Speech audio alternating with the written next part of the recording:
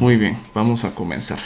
En la lección pasada platicamos nosotros acerca de cómo utilizar la DTFT para encontrar la respuesta en frecuencia de nuestros sistemas discretos. Y vimos que mediante esa respuesta en frecuencia iba a ser posible que nosotros primero describiéramos que el efecto que tienen los sistemas LTI sobre nuestras señales es el de un filtro, ¿verdad? Ahora vamos a hablar de manera equivalente de nuestros sistemas LTI con el término filtro por el efecto que hace la magnitud sobre la señal que estamos procesando.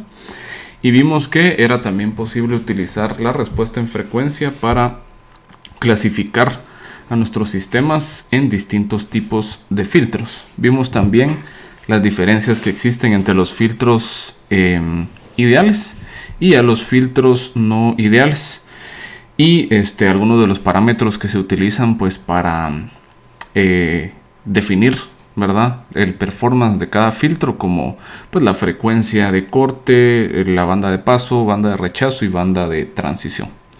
Muy bien, en esta lección vamos a tomar nosotros un pequeño paréntesis para hacer un breve repaso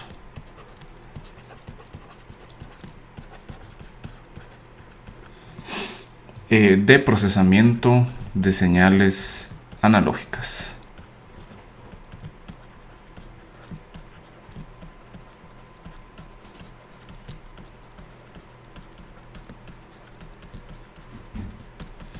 Muy bien. ¿Por qué va a ser necesario que nosotros hagamos este pequeño repaso? Bueno, yo lo que quiero hacer es unificar un poco los conceptos que ustedes tuvieron que haber cubierto en sus cursos de circuitos y electrónica analógica, para hacerlos coincidir con los conceptos que hemos nosotros trabajado en este curso. Vamos a hacer una comparación de qué métodos hay y cómo son similares y distintos los métodos para señales continuas versus los métodos para señales discretas. Y más importante aún, necesitamos nosotros tener ese background de señales continuas para poder entender el siguiente paso, ¿verdad? Que es que vamos a platicar nosotros acerca del teorema de muestreo. El teorema de muestreo va a ser nuestra herramienta o va a ser la justificación, ¿verdad?, que nos va a dar a nosotros la manera adecuada de poder hacer procesamiento de señales, pero utilizando señales continuas en el tiempo. Básicamente, ese teorema de muestreo es el que les permite a ustedes, teniendo su microcontrolador, poder tomar mediciones usando el ADC de alguna señal analógica, procesarla y luego poder hacer algo útil con esta señal. Muy bien. Entonces, hablamos primero, ¿verdad?, de la definición de una señal analógica. Bueno, entonces tenemos nosotros que las señales analógicas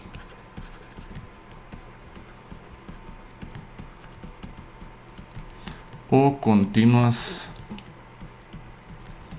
en el tiempo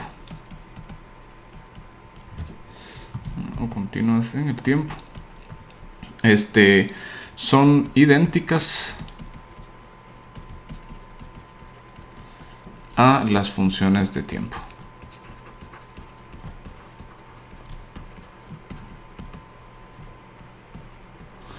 Muy bien, entonces vamos a ver nosotros que si pues tenemos una señal continua, la señal continua ahora vive en el dominio del tiempo continuo. Vamos a llamarle x de t. Démonos cuenta que igual seguimos nosotros utilizando la letra minúscula en cursiva para referirnos a la señal, solo que ahora en lugar de utilizar corchetes y n utilizamos paréntesis y t, porque eso representa que nuestro parámetro del tiempo es continuo. Y por ejemplo hacemos alguna señal más o menos de esa forma. Vamos a darnos cuenta, ¿verdad?, que esta señal presenta infinita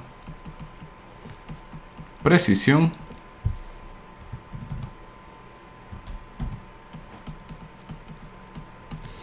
en tiempo y amplitud. Muy bien, ahí podemos darnos cuenta de la primera diferencia y la diferencia más grande que tenemos nosotros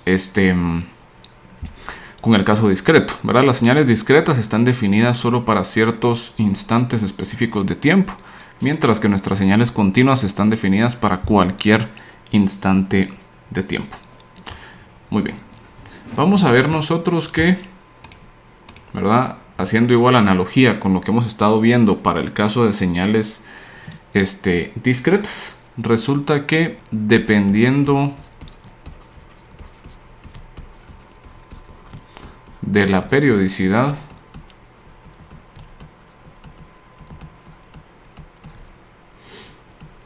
de x de t, podemos emplear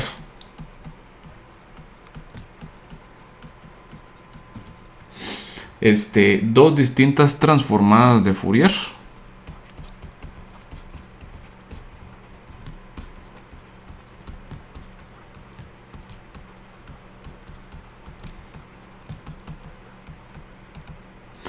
para determinar su espectro.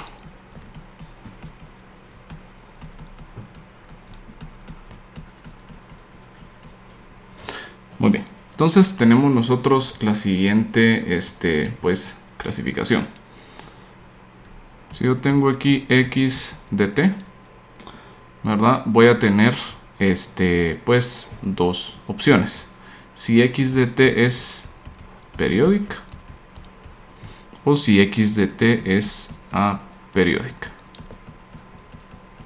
Muy bien, démonos cuenta que aquí la clasificación, a diferencia de las señales discretas, en donde la clasificación era señales finitas versus señales infinitas, aquí la clasificación es entre periódica y aperiódica, porque en tiempo continuo siempre hablamos nosotros de señales infinitas. Entonces tenemos esa diferencia, ¿verdad? O la clasificación ahora es entre periódicas y aperiódicas. Muy bien, si ustedes recordarán, ¿verdad? Para señales periódicas teníamos nosotros desarrollada toda la teoría de las series de Fourier.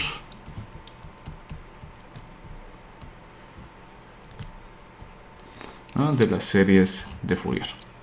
Entonces, lo que vamos a ver nosotros es de que lo que nos dice a nosotros es que el espectro de una señal periódica mediante las series de Fourier está dado por x de j omega igual a la sumatoria desde menos infinito hasta infinito de 2pi c de k delta omega menos k omega sub 0, en donde los coeficientes c de k van a estar dados por 1 sobre el período de la integral en un período de x de t e a la menos jk omega sub 0 por t dt. Muy bien, vamos a decir nosotros, vamos a hacer las siguientes definiciones. Primero tenemos nosotros que esta omega mayúscula es la frecuencia analógica. Estamos haciendo esa distinción, ¿verdad? Omega minúscula es la frecuencia digital, mientras que omega mayúscula es la frecuencia analógica. Luego tenemos nosotros que esta cantidad de omega sub 0 es la frecuencia fundamental, ¿verdad? Que es la frecuencia asociada al periodo fundamental.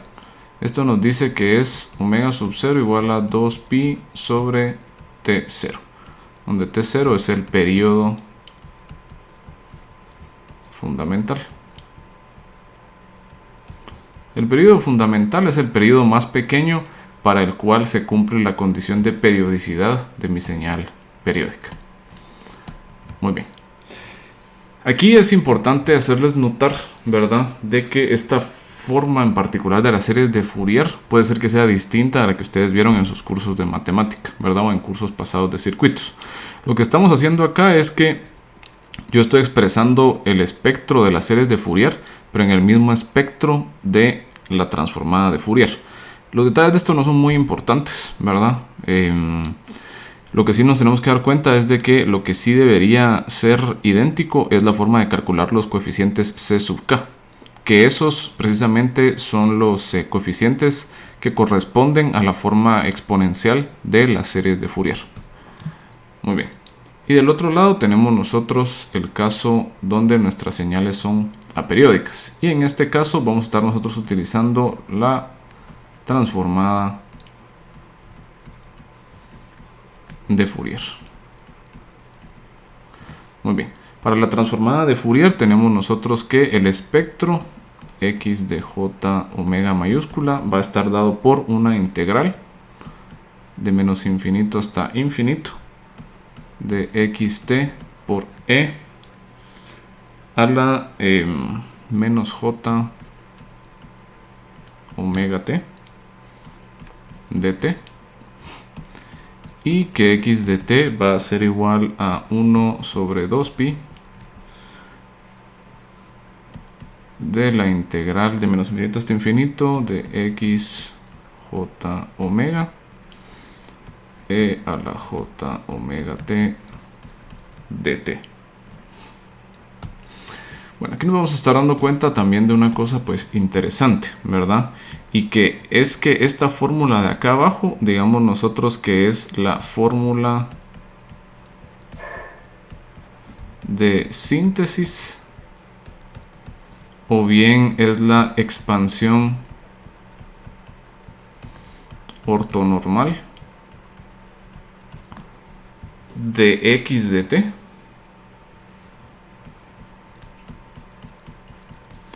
en la base de Fourier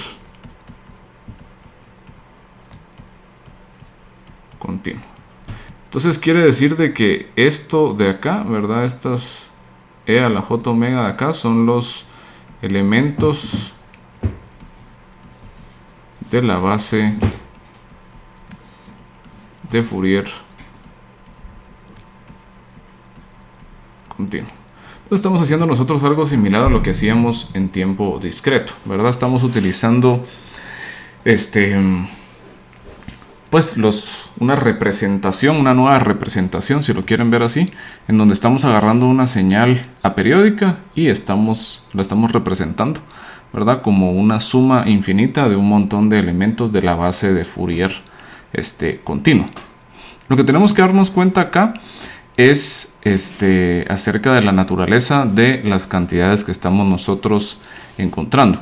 Démonos cuenta que para el caso de la transformada de Fourier, ambas cantidades, tanto el espectro como la expansión ortonormal, son cantidades continuas, mientras que para el caso de las series de Fourier, solamente los coeficientes, bueno, tenemos nosotros que el espectro pues es más o menos como que continuo, digámoslo así, pero los coeficientes C de K, démonos cuenta que son coeficientes discretos, ¿verdad? Porque nos damos cuenta que van cambiando conforme cambia el valor de K.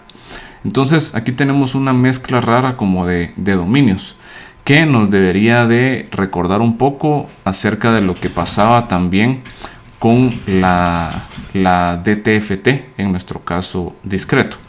Es más, quiero que aprovechemos ahorita precisamente a hacer un paréntesis y darnos cuenta de todas las transformadas de Fourier que hemos manejado hasta el momento, ¿verdad? Entonces, si nos damos cuenta, tenemos nosotros 4 transformadas de Fourier.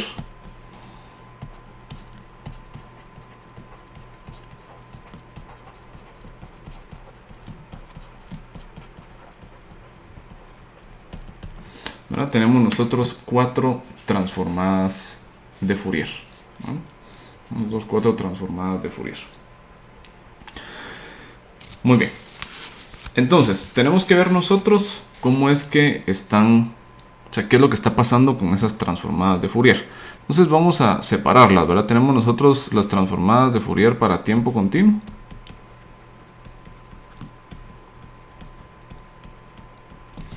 Y para tiempo discreto. Muy bien. Aquí tenemos nosotros que para tiempo continuo tenemos nosotros las series de Fourier.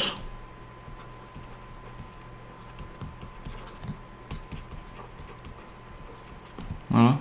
Y también tenemos la transformada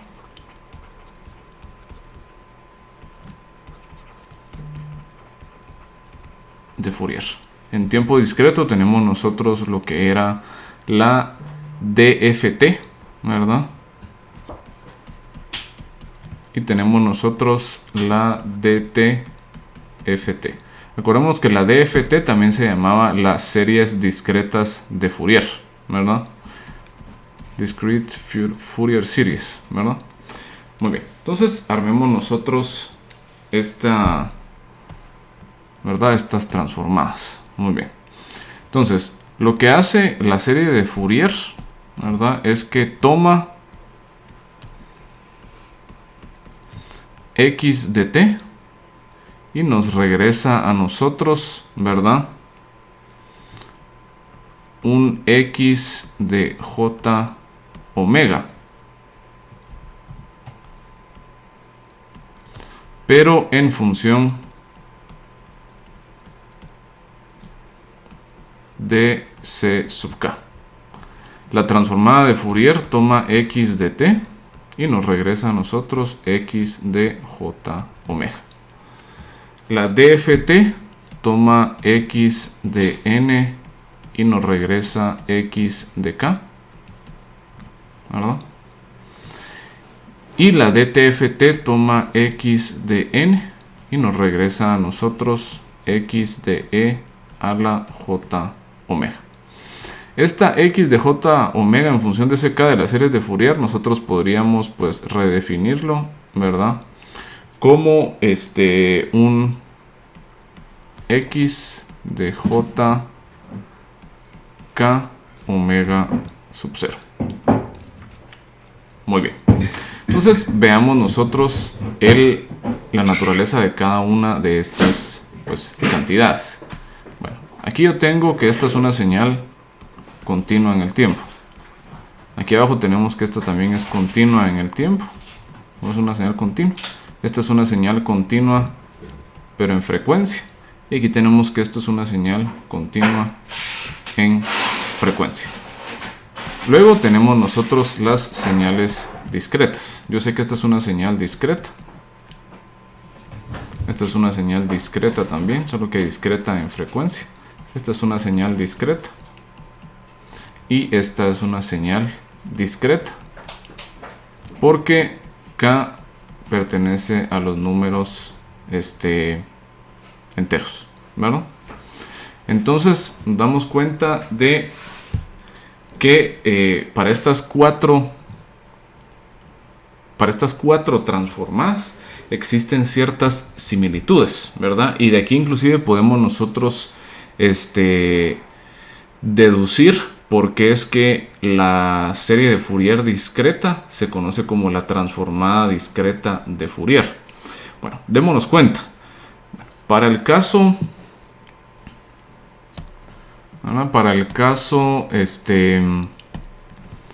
continuo, tenemos nosotros que la que tiene sentido, ¿verdad? Es la transformada de Fourier, porque toma un elemento de tiempo continuo y nos regresa otro elemento de tiempo continuo. Mientras que del lado del tiempo discreto, la que tiene sentido, digámoslo así, es la DFT. ¿Por qué? Porque toma una señal discreta y nos regresa otra vez otra señal discreta. Entonces podemos ver que hay cierta relación entre la transformada de Fourier en tiempo continuo y la DFT en tiempo discreto, ¿verdad? Tenemos cierta dualidad ahí, ¿verdad? Porque yo sé que aquí agarro continuo, sale continuo, y aquí agarro discreto y sale discreto. Sin embargo, también tenemos nosotros que a cómo se da esta relación para estas transformadas, y realmente esa es la razón por la cual se conoce como transformada discreta de Fourier a la DFT, ¿verdad? O a la DFS, por esta misma congruencia en los dominios, ¿verdad? Sin embargo, tenemos nosotros que también existe una dualidad, ¿verdad? Una relación entre la DTFT y las series de Fourier. Porque en el caso de las series de Fourier, yo tomo una señal continua y obtengo un espectro discreto. Y para la DTFT yo agarro una señal continua y agarro una señal discreta, perdón, y obtenemos un espectro discreto. Entonces nos damos cuenta de que hay cierta relación o cierta como dualidad entre la transformada de Fourier y la DFT y las series de Fourier con la DTFT. Es un poco extraño, ¿verdad? Porque no coinciden las transformadas entre sí. O sea, uno esperaría que la serie de Fourier fuera como dual con la serie de Fourier discreta, pero resulta que no, ¿verdad? Sino que la transformada de Fourier continua es como dual o es más similar, pero a la DFT. Entonces tenemos que tener aquí bien claro este concepto, ¿verdad? Porque nos damos cuenta que al considerar esas 4 transformadas tenemos nosotros todas las transformaciones posibles, de continuo a continuo, de discreto a discreto, de discreto a continuo y de continuo a discreto. Entonces es bien importante darnos cuenta de esas 4 transformadas, ¿verdad? Porque ocurren cosas raras, ¿verdad? Como en las series de Fourier, que precisamente yo de una señal continua periódica resulta que mi espectro es discreto, ¿verdad? O sea, es un poco raro, pero ustedes saben que sí es el caso porque nos dice la serie de Fourier que podemos representar nosotros a cualquier señal continua periódica utilizando sinusoides armónicos. Y la otra cosa rara es para el caso de la DTFT, ¿verdad? Que pues tenemos nosotros el caso, ¿verdad? De que yo estoy obteniendo un espectro continuo a partir de una señal discreta, lo cual también es raro. Una última observación que podemos nosotros hacer es acerca de la naturaleza del espectro. Vamos a ver nosotros que el espectro continuo es infinito.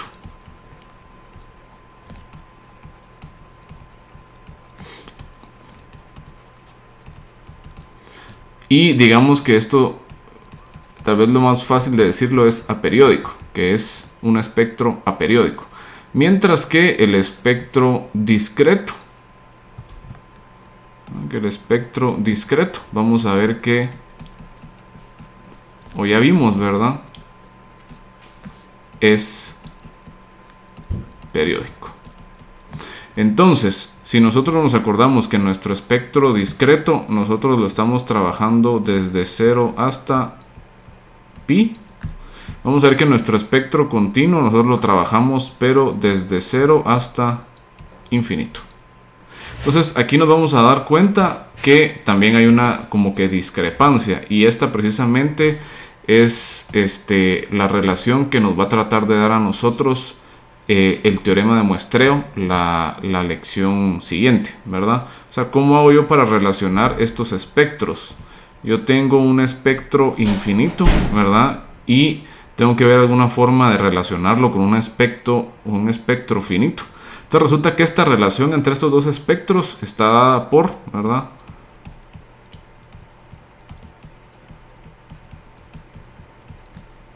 El teorema de muestreo.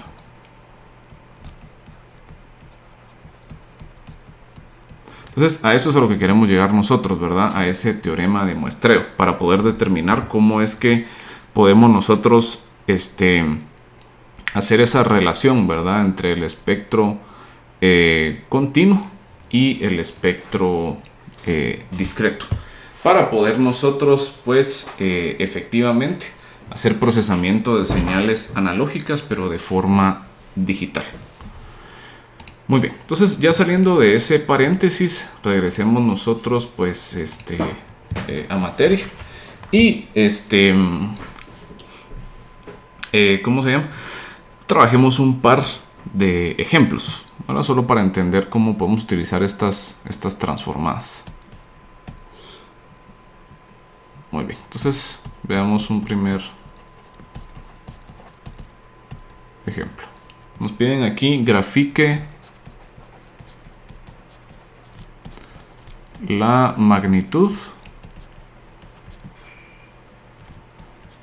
del espectro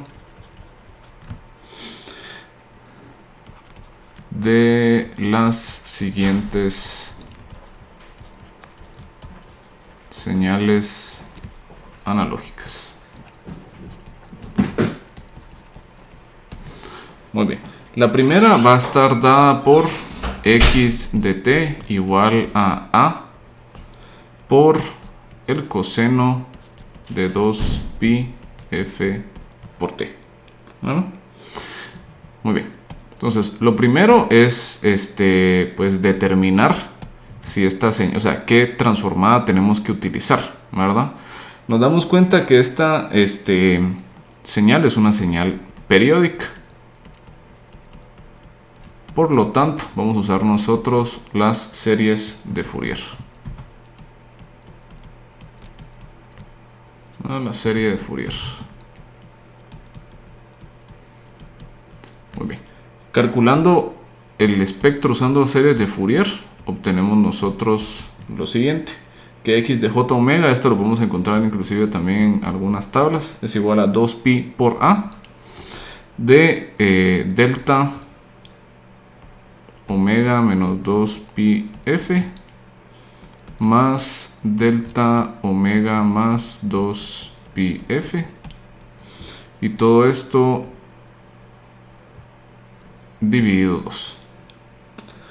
Muy bien, nos vamos a dar cuenta, ¿verdad?, inmediatamente de que este término de acá, el segundo término, corresponde a una frecuencia negativa, entonces lo vamos a cancelar, ¿verdad?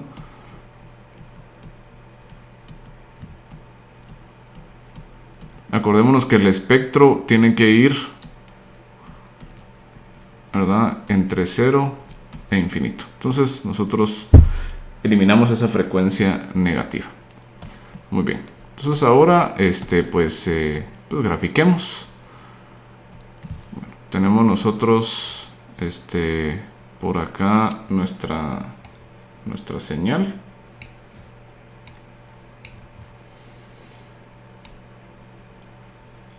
Y del otro lado vamos a colocar nosotros nuestro espectro.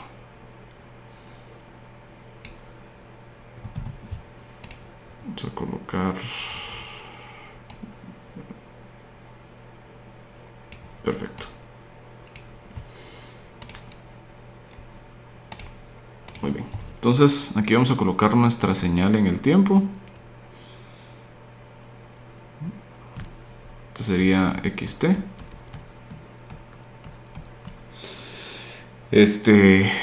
Y aquí vamos a colocar nosotros la magnitud del espectro.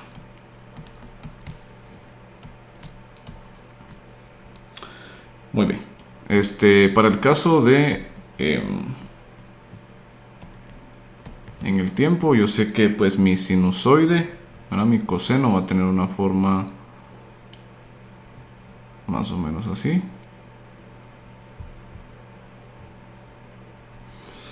En donde nosotros tenemos pues que esta sería la amplitud A. Aquí tendríamos nosotros menos A. Y el tiempo que tarda en hacer una oscilación corresponde a el periodo fundamental, que es igual a 1 sobre la frecuencia fundamental. Que en este caso, ¿verdad?, mi frecuencia fundamental estaría siendo esta de acá. Muy bien. Luego tenemos nosotros pues por acá que la magnitud pi por a. Y vamos a colocar acá pues nuestras frecuencias. Entonces aquí 0, 2pi por f, 4pi por f, 6pi f, 8pi f, 10pi f, 12pi f, etcétera, etcétera. Y vamos a ver que nuestro espectro resulta ser discreto. Aparece un delta de Dirac por acá y luego todos estos se quedan en 0. Lo que me está diciendo a mí la transformada o la serie de Fourier en este caso es de que para yo generar un sinusoide con frecuencia f, basta con, o sea, solamente levanta una frecuencia, ¿verdad? Porque es un sinusoide puro. Es un sinusoide puro que oscila a la frecuencia de 2πf. Entonces lo que me dice es que, bueno, yo tengo que utilizar, ¿verdad?, este componente, o tengo que usar este elemento de la base de Fourier continua para reproducir o para representar este sinusoide continuo, ¿verdad? Eso es lo que estamos diciendo, pues, acá. Veamos nosotros ahora otra señal de ejemplo. Vamos a agarrar ahora de ejemplo la siguiente señal.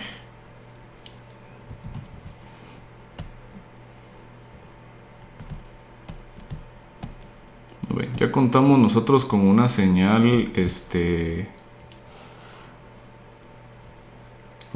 sinusoidal. Vamos ahora a considerar una señal cuadrada. Muy bien, entonces tenemos por acá, y aquí vamos a colocar el espectro.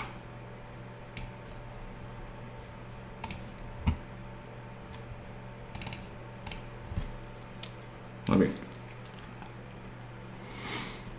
Entonces, x de t, el espectro, j omega. Muy bien. Vamos a considerar entonces la siguiente señal cuadrada. Por acá, por acá.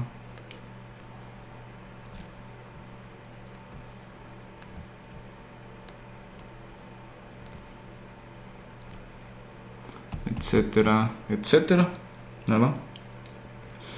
Tenemos nosotros acá de una manera similar al caso del sinusoide, que esta es a positivo, esto sería menos a.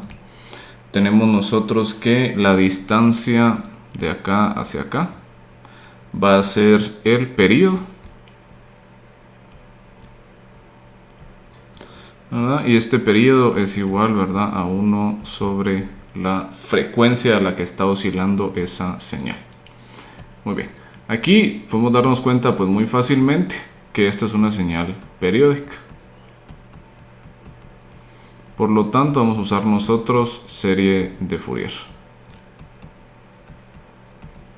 Entonces, calculando nosotros la serie de Fourier, y como les digo de nuevo, esto lo podemos buscar nosotros en tablas, ¿verdad? ¿Cuánto valen esos coeficientes C de K? Vamos a obtener que el espectro tiene la siguiente forma: 2, 4, 6, 8, 10, 12,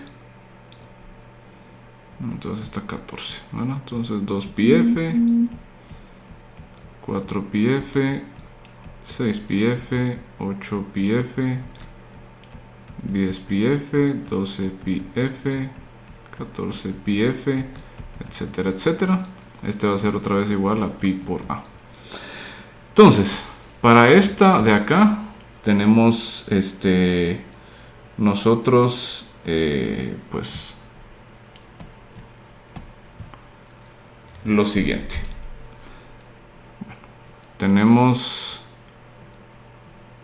0 por acá. Luego tenemos que aquí sube un poco la frecuencia. Luego en 6 aparece otro poco de frecuencia. Luego en 10 aparece otro poco. 14 otro poco. Y nos vamos así indefinidamente. Muy bien. Entonces, lo que me dice aquí, ¿verdad?, este espectro, y esto lo podemos verificar en caso de que ustedes pues hagan una FFT en MATLAB, o inclusive que lo hagan en el osciloscopio, ¿verdad? Se pueden dar cuenta que esta señal cuadrada va a levantar la frecuencia a la que está oscilando, ¿verdad? Por ejemplo, si yo sé que esta es una señal cuadrada que en mi generador de funciones la puse a 50 Hz, pues obviamente cuando yo saque el espectro debería de tener una parte de esos 50 Hz, ¿verdad? Esos 50 Hz deberían ser pues palpables. Sin embargo, nos damos cuenta de que como este no es un sinusoide puro, vamos a necesitar otro tipo, o sea, necesitamos más frecuencias para poder representar esos cambios abruptos. Y esas frecuencias son las frecuencias que empiezan a repetirse. Entonces, esta forma, ¿verdad? Es muy típica de señales como esta, por ejemplo, la señal cuadrada, una señal triangular, una señal de diente de sierra, etcétera, etcétera, ¿verdad? Entonces vamos a identificar de que esta frecuencia, ¿verdad? La que tiene la amplitud máxima se conoce como la frecuencia fundamental. Y luego los otros componentes de frecuencia, ¿verdad? Que son como réplicas. Y si se dan cuenta, se empiezan a repetir con cierta como paridad, si lo quieren ver así, con cierta periodicidad. Se conocen como los armónicos, ¿no? Se conocen como los armónicos. Adicionalmente, tenemos nosotros también que la frecuencia de 0 radianes por segundo, ¿verdad? La frecuencia igual a 0 radianes por segundo. Se conoce como la frecuencia de C, ¿verdad? ¿Por qué razón? Porque si yo agarro, por ejemplo, el coseno de 0 por t, yo sé que esto es igual a 1, ¿verdad? Es una constante. Entonces se llama frecuencia de C y lo que hace es que representa al DC offset de la señal. Entonces, por ejemplo, ¿verdad? Si nosotros en lugar de esta señal cuadrada hubiésemos tenido una señal cuadrada que estuviese siempre arriba de 0, yo sé que mi DC offset en este caso estaría siendo distinto de 0, ¿verdad? Este sería el DC offset. Entonces veríamos nosotros, ¿verdad? Un incremento en esta frecuencia de C. Así es como nosotros lo vamos a estar viendo. Muy bien.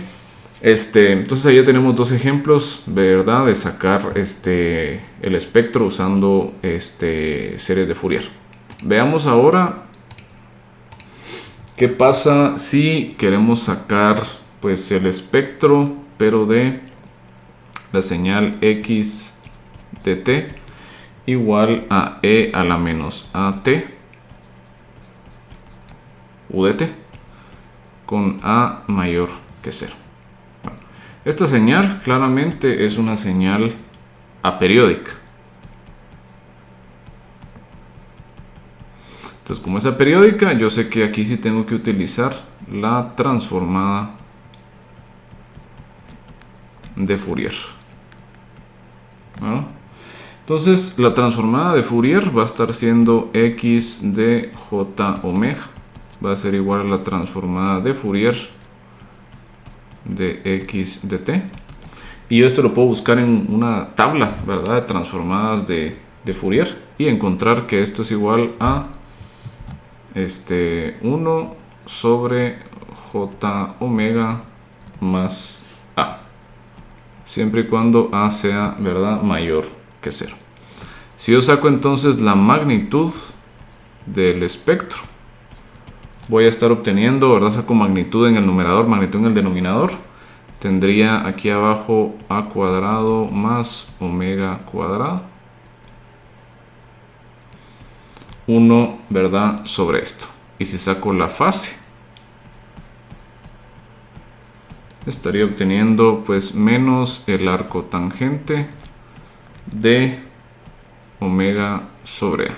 ¿Por qué menos el arco tangente? Porque la fase de 1 es 0 menos la fase, ¿verdad?, del número complejo que está en el denominador. Muy bien. Aquí podemos venir nosotros entonces y graficar también nuestro espectro. Solo que ahora tenemos la diferencia de que este espectro va a ser un espectro pues continuo, ¿verdad? Porque estamos hablando ya de la transformada de Fourier. Entonces tenemos aquí la magnitud del espectro, tenemos aquí el valor de la frecuencia omega. Recordémonos que omega está dado aquí 100 radianes por segundo, como nosotros lo sabemos, ¿verdad? Y vamos a ver de que nuestra señal presenta la siguiente forma. Presenta el siguiente espectro. Lo vamos a volver a hacer mejor. Perfecto. Y esto pues sigue indefinidamente. Aquí podemos nosotros solo poner como referencia que más o menos pues por acá esto vale A y esto es 1 sobre A. Muy bien, nos damos cuenta que aquí estamos graficando igualmente solo frecuencias positivas.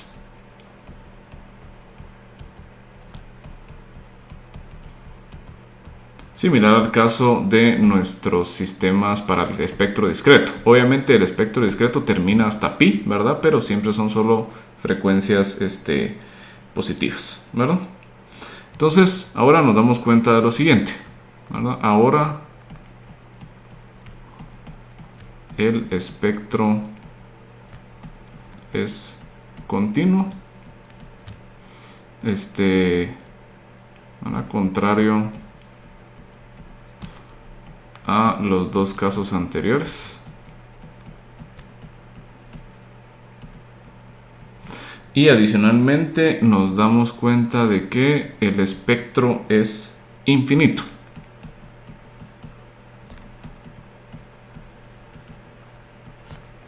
Infinito y aperiódico.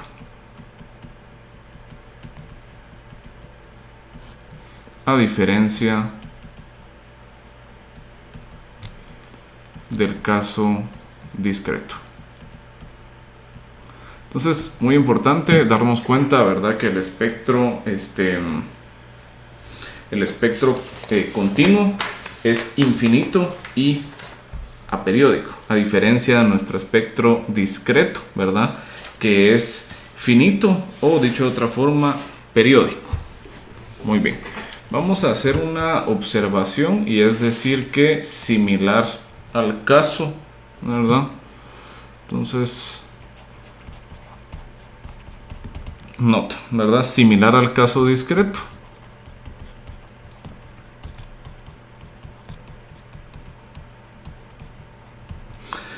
No todas las señales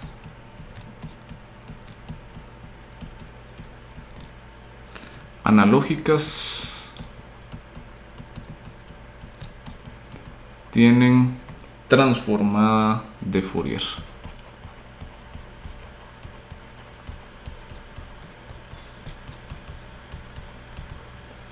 ¿Verdad? Para que tengan una transformada de Fourier se deben de cumplir las llamadas condiciones de Dirichlet. ¿Verdad? Esto pues ustedes lo pueden buscar en caso de que no lo hayan visto en sus cursos de circuitos o electrónica analógica, ¿verdad? ¿Verdad? Sin embargo,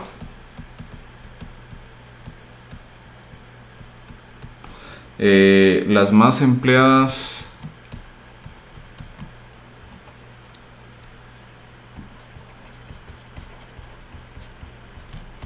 en nuestras aplicaciones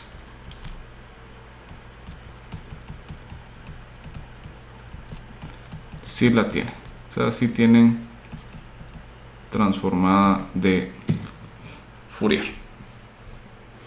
Muy bien, entonces ya vimos ahí más o menos el caso de señales, ¿verdad? Cómo es que las podemos trabajar, solo que ahora pues en tiempo continuo.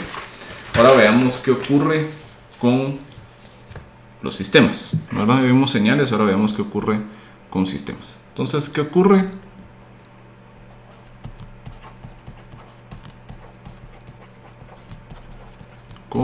los sistemas de tiempo continuo.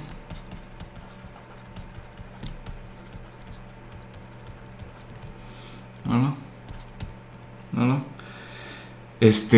Bueno, entonces decimos nosotros, sí, ¿verdad? Similar al caso discreto.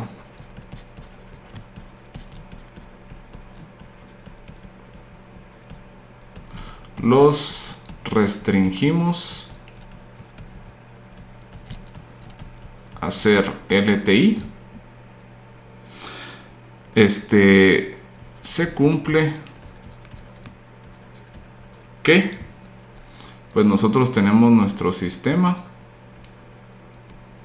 Este sistema va a tener función de transferencia HDS, ¿verdad? HDS. Va a estar entrando una señal de entrada XDS y sale pues YDS. Muy bien. Yo sé que esto va a ser muy similar al caso discreto en el sentido de que mi sistema tiene una respuesta impulsional HDT.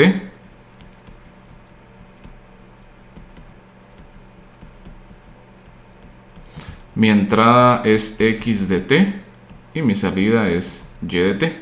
Entonces estas cantidades realmente corresponden a transformaciones. O sea, las cantidades en S corresponden a transformaciones de las cantidades en T.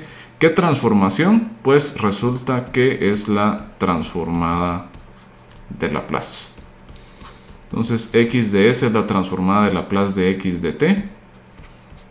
Y de S es la transformada de Laplace de Y de T. Y H de S es la transformada de Laplace de H de T. Y esta H de S se conoce como la función de transferencia.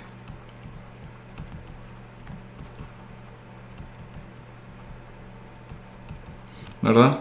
Es el mismo caso, ¿verdad? Y de aquí podemos sacar nosotros lo siguiente, ¿verdad? Que Y de S va a ser igual a H de S por X de S. Y de esto también sale de que H de S es igual a Y de S sobre X de S, ¿verdad? Muy bien. Entonces, para nuestro caso de sistemas se cumple prácticamente lo mismo, ¿verdad? Que para sistemas discretos, solo que usando la transformada de Laplace en lugar de la transformada Z, ¿verdad? Perfecto. Entonces, hagamos nosotros un ejemplo, pues, al respecto, ¿verdad?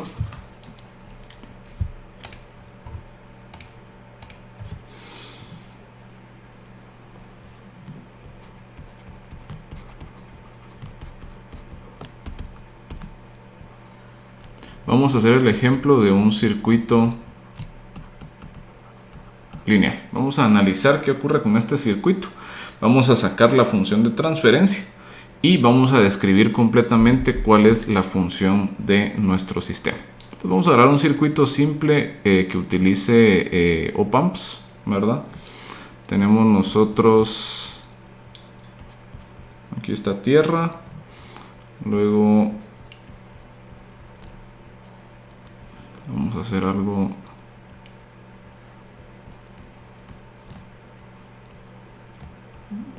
por acá y aquí tenemos un cap en paralelo.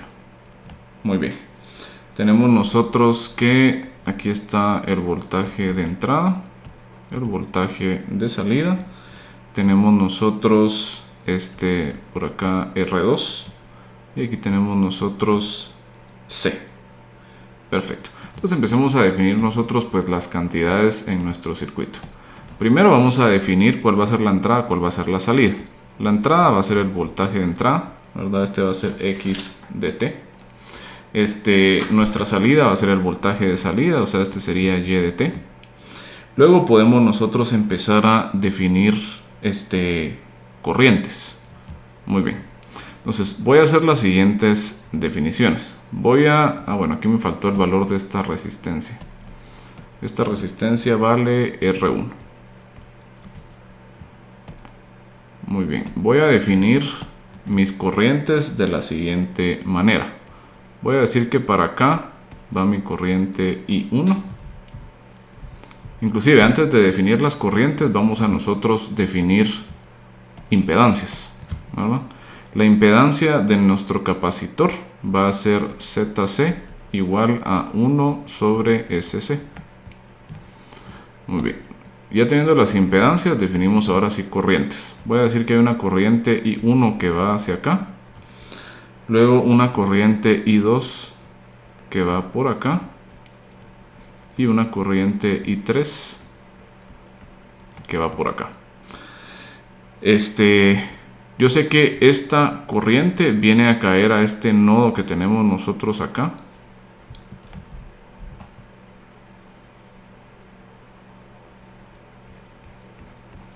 Que si nos damos cuenta, saca una corriente.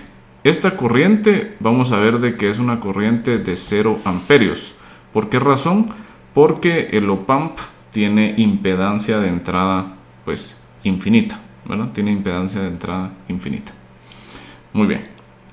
Entonces, si estas corrientes están definidas de esta forma, yo sé que esta es una caída más menos, esta es una caída más menos, es una caída más menos. Y vamos a hacer por último el corto virtual. Yo sé que como este es uno, si tomamos que el op-amp es un op-amp ideal, ¿verdad? Yo sé que hay un corto virtual. Quiere decir de que el potencial o el voltaje en este nodo de acá es el mismo voltaje de este nodo de acá, que en este caso estaría siendo pues tierra, ¿verdad? Muy bien.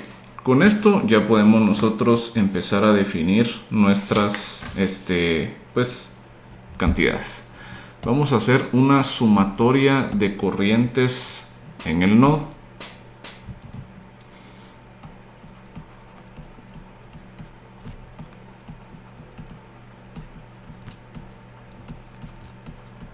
Entonces, sumando corrientes en el nodo, tenemos nosotros I1 más I2 más I3 igual a 0. Entonces, hacemos nosotros el cálculo de cada cosa. I1, démonos cuenta que si colocamos, hacemos como que si estamos conectando un multímetro, ¿verdad? Aquí colocamos una punta, la punta negativa. Y luego aquí colocamos la punta, perdón, aquí colocamos la punta positiva. Aquí colocamos la punta negativa. Ahora aquí estamos nosotros midiendo voltaje. Yo me voy a dar cuenta que puedo utilizar la ley de Ohm, ¿verdad? Para encontrar esta corriente como voltaje sobre resistencia. ¿Cuál va a ser el voltaje? Pues el voltaje que está sumando, que estaría siendo VI,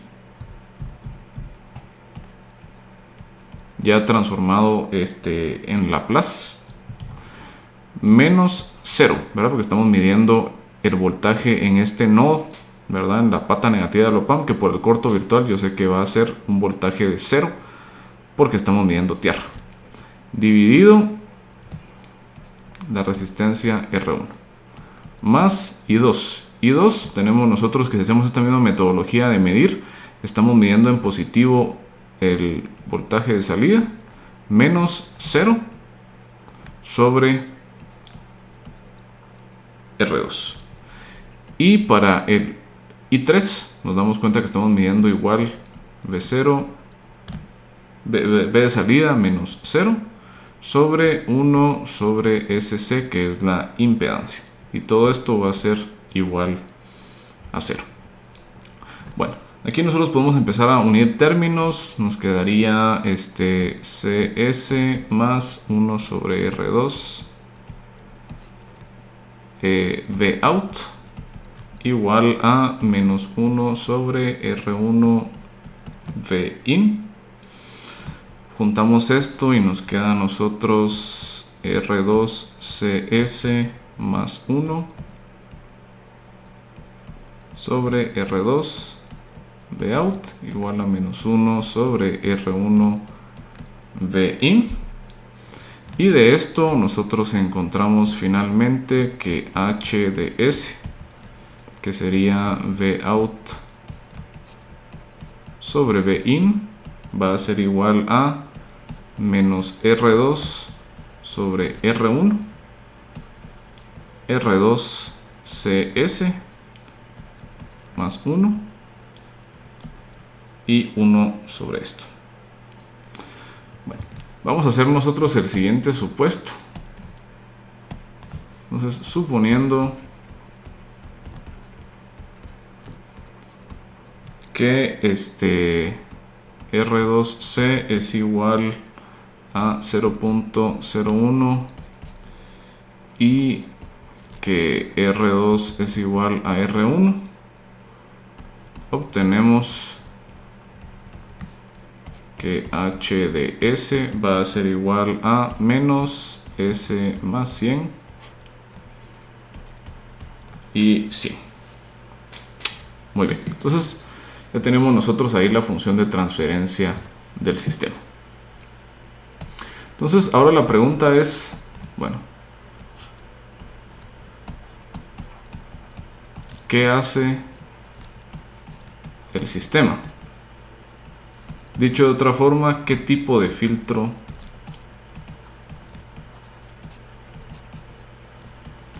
es? Muy bien.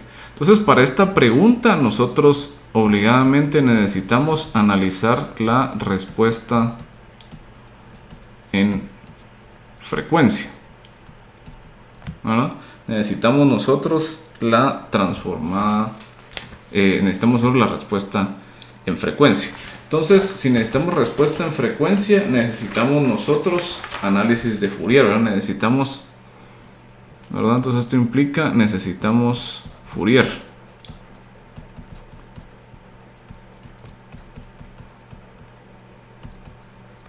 No necesitamos Fourier. Muy bien. Entonces, ¿qué ocurre? Bueno. Entonces tenemos nosotros lo siguiente. Pues resulta que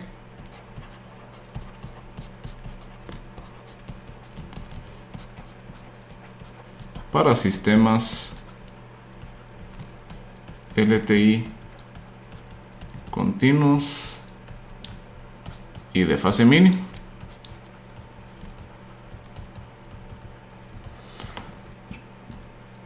se tiene la siguiente relación entre Laplace y Fourier, que nos dice a nosotros lo siguiente. Si yo tengo y de s que es igual a h de s por x de s, yo puedo encontrar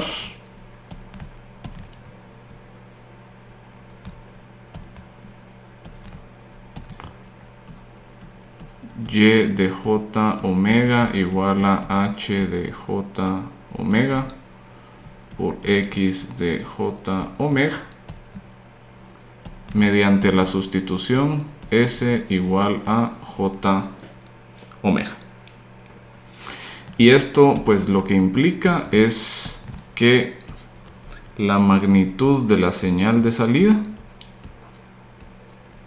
es simplemente pues la multiplicación de la magnitud de la función de transferencia o de la respuesta en frecuencia por la magnitud de la entrada, y la fase de la salida va a ser igual a la fase de la señal original más la fase que le induce mi sistema, ¿verdad? Y además, ¿verdad? Finalmente tenemos nosotros también que es posible obtener la transformada de Fourier de la respuesta impulsional mediante la sustitución S igual a J omega en la función de transferencia. Muy bien. Entonces,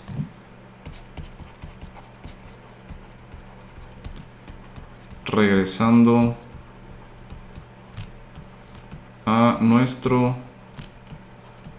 ejemplo, tenemos nosotros lo siguiente. Yo puedo encontrar entonces la transformada de Fourier de mi sistema haciendo la sustitución S igual a J omega y obtenemos nosotros menos 100 sobre J omega más 100. De esto obtenemos nosotros la magnitud y fase, ¿no?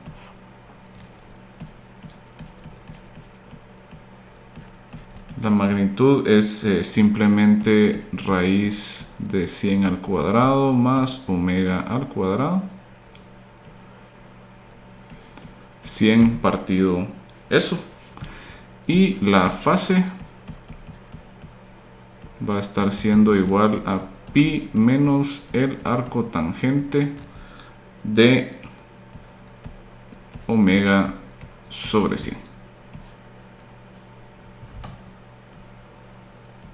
¿No? Muy bien, entonces yo puedo pues graficar, ¿no? Yo puedo pues graficar la respuesta en frecuencia.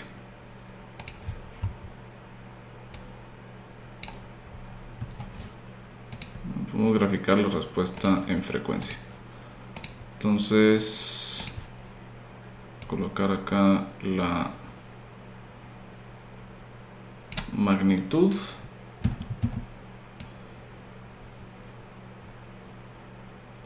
y la fase más o menos por acá. Perfecto.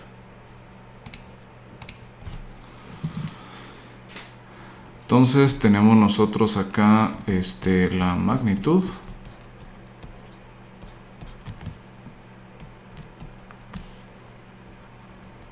y la fase.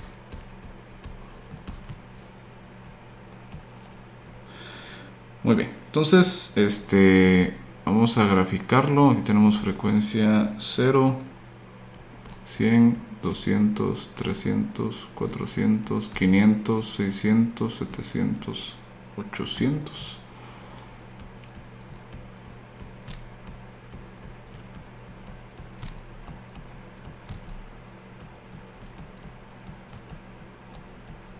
Y aquí vamos a colocar 1.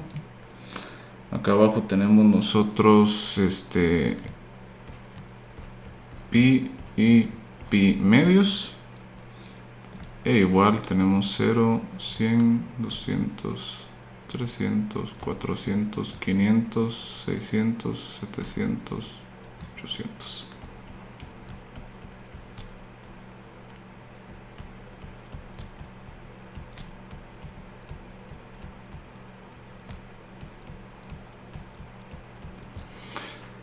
Muy bien.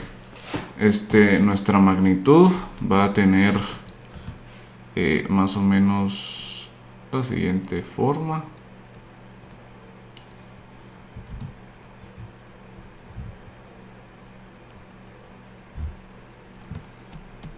Y sigue indefinidamente.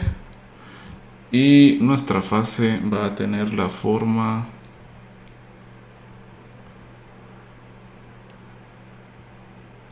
y sigue indefinidamente.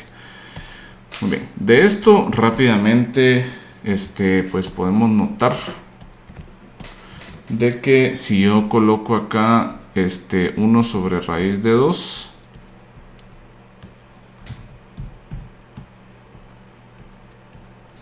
que es aproximadamente 0.707, ¿verdad? Y lo prolongo hacia acá, yo voy a ver de que bueno, aquí lo vamos a graficar un poquito mejor porque no va a coincidir con lo que es.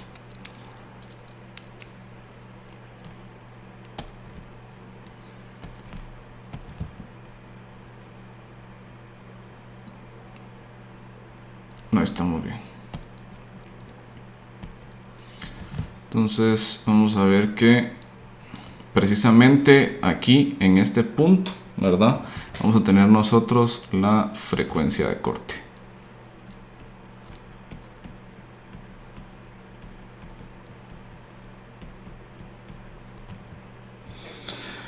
Y pues nos damos cuenta que esto corresponde a un filtro pasabajas Butterworth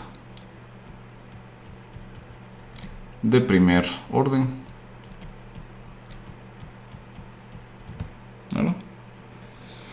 Muy bien, entonces pudimos hacer nosotros lo mismo que en el caso discreto en el tiempo. Ahora quiero que utilicemos este sistema y que nosotros resolvamos la siguiente situación, y es ¿qué ocurre o qué ocurriría si empleamos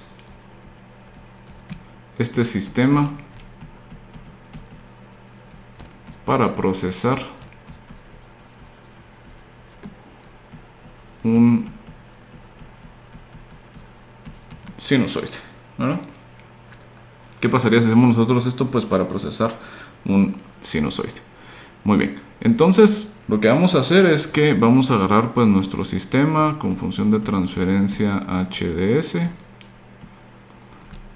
En la entrada vamos a colocarle nosotros coseno de 200t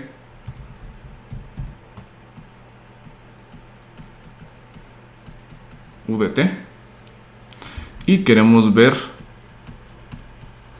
qué ocurre en la salida. Muy bien, nosotros nos recordamos, ¿verdad? Nos recordamos de pues lo siguiente, ¿verdad? Entonces vamos a colocar acá, pues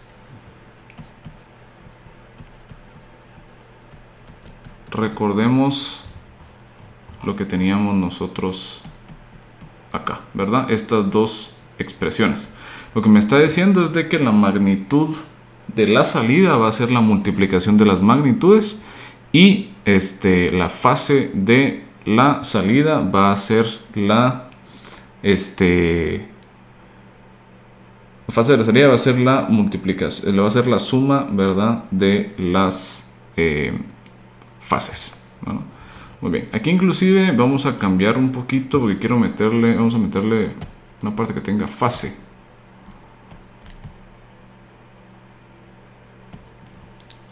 Vamos entonces a agarrar aquí que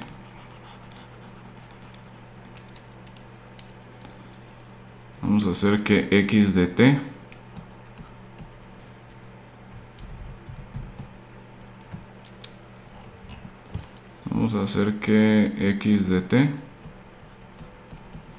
sea igual a el coseno de 200t más, pongámosle aquí 3 pi cuartos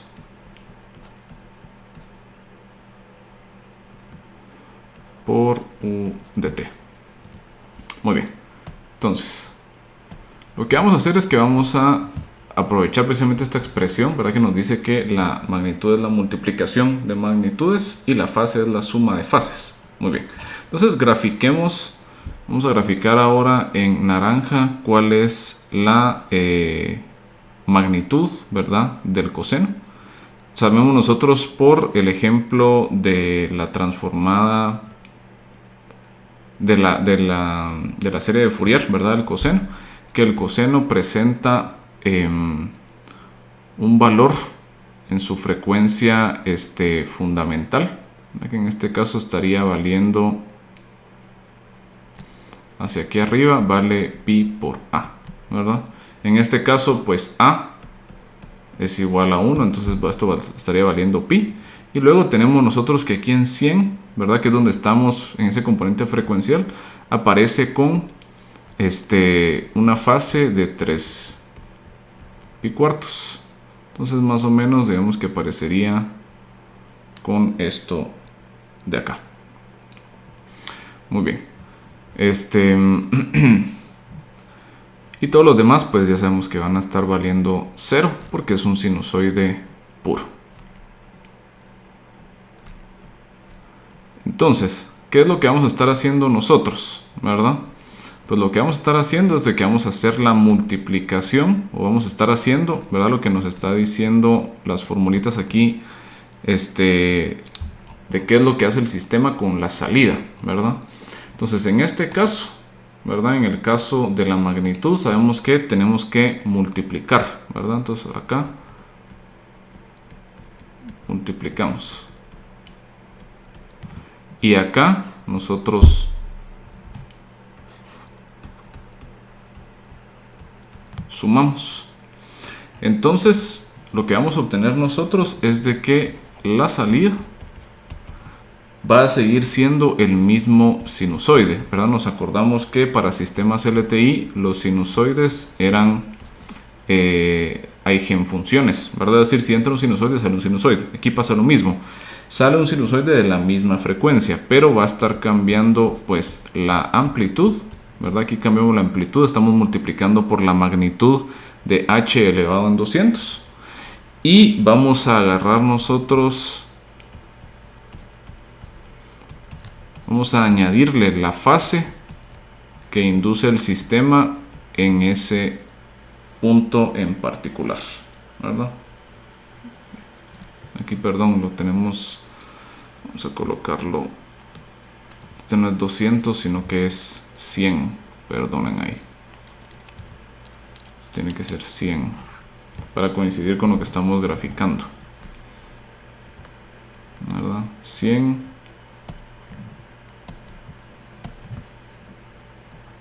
aquí tenemos 100, ¿verdad? Entonces, esto de aquí sería h, pero evaluado en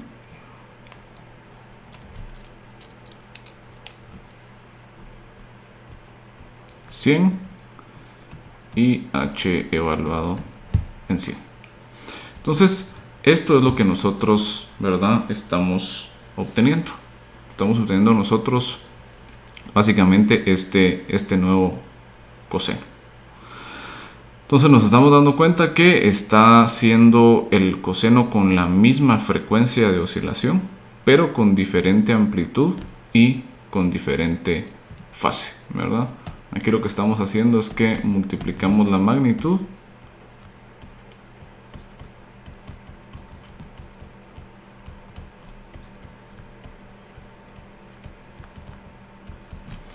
sumamos la fase. ¿No? Entonces, precisamente ese es el efecto de nuestro sistema sobre esta señal. Entonces, si nos damos cuenta, es muy parecido a lo que estaba pasando con nuestros sistemas discretos en el tiempo. Solo con algunas cosas distintas ahí, como el hecho de que el espectro es infinito, ¿verdad? Es ahora periódico. Y pues las consideraciones ahí de la transformada de Fourier y de las series de Fourier. Muy bien, entonces vamos a estar utilizando un poco de esto, ¿verdad? De los sistemas continuos en el tiempo, para en la siguiente lección mezclarlo con lo que conocemos de sistemas discretos y llegar a lo que platicábamos al inicio de la lección, que va a ser la manera en que nosotros vamos a relacionar el espectro continuo con el espectro discreto, que va a ser mediante el teorema de muestreo. Muy bien.